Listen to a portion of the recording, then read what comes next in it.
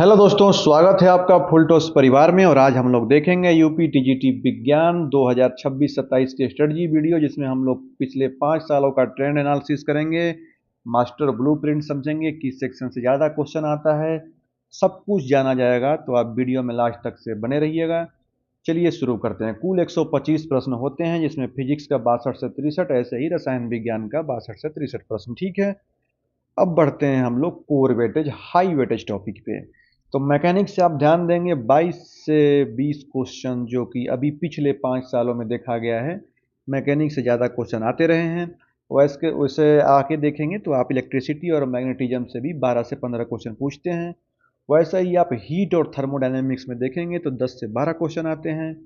Light और optics topics में बहुत, मतलब लाइट और ऑप्टिक्स में आप ध्यान देंगे, बहुत चुनिंदा ही क्वेश्चन, बहुत इंपॉर्टेंट क्वेश्चन आप अगर पढ़ लेंगे तो इसमें आप 8 से 10 क्वेश्चन एकदम चुनिंदा आते हुए इंपॉर्टेंट क्वेश्चन सिलेक्टेड है। आप पिछले 5 साल का PYQ देखेंगे तो उससे क्लियर हो जाएगा।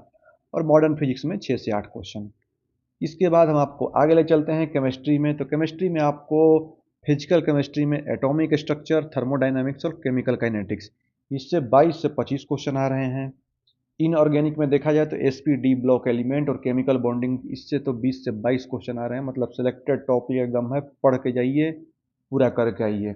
उसके बाद ऑर्गेनिक केमिस्ट्री में रिएक्शन मैकेनिज्म, इस आइसोमेरिज्म और पॉलीमर्स, 15 से 18 क्वेश्चन, इसको छोड़ना नहीं है। ठीक है, अब की टेकवेज देखा जाए गेम चेंजर, तो फिजिक्स के न्यूमेरिकल मेरिट डिसाइड करते हैं, इसलिए फार्मूला रिवीजन बार बार करिए, बार बार मॉक भी लगाइए। मॉक ही आपका सिलेक्शन डिसाइड करेगा। केमिस्ट्री में इनऑर्गेनिक और ऑर्गेनिक के डायरेक्ट क्वेश्चन आपके टाइम बचाते हैं, तो टाइम तो सबसे पहले ख्याल रखना है। और मॉक टेस्ट लगाएंगे तो उससे होगा क्या कि जितना भी कमजोरी हमको समझ में आएगा, अगर हम मान लीजिए हमारा 10 ही नंबर आता है, 20 ही नंबर आता है, तो हमें पता चलेगा कि किस सेक्शन से मेरा इंप्रूवमेंट है, कहाँ दिक्कत हो रही है, उसको स्टार बनाइए, फिर से मॉक दीजिए।